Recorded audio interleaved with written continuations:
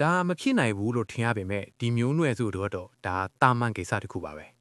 အီသီယိုးပီးယားနိုင်ငံတောင်ပိုင်းမှာရှိတဲ့ဘာနာမျိုးနွယ်စုဝင်တွေဟာရှေလျားတဲ့တစ်ဓာတ်တောက်တွေပေါ်မှာလမ်းလျှောက်ခြင်းနဲ့အမဲလိုက်ခြင်းတွေကိုပြုလုပ်ကြပါတယ်သူတို့ဟာအမြေပြင်အထက်အမြင့်မိုင်းမှာသွာလာလှုပ်ရှားနေကြတာပါအသက်3နှစ်လောက်ကစပြီးယောက်ျားလေးတွေကိုတောက်ပေါ်မှာဟန်ကျက်ညီညီရပ်တည်နိုင်ဖို့သင်ကြားပေးပါတယ်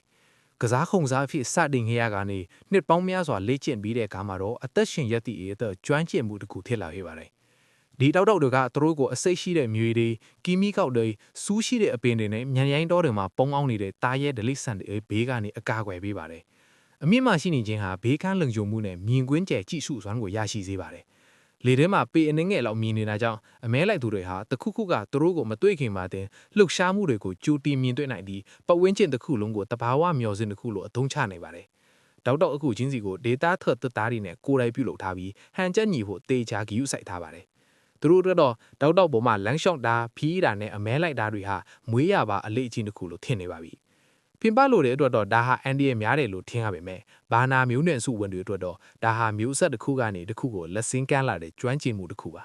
မယုံနိုင်ကောင်းတဲ့ဒီလူရက်ဟာတကယ်တော့ကလီဘွားကနေတင်ယူခဲ့ရတဲ့အသက်ရှင်ရက်တည်ရေးနီးလန်းတစ်ခုပဲဖြစ်ပါတယ်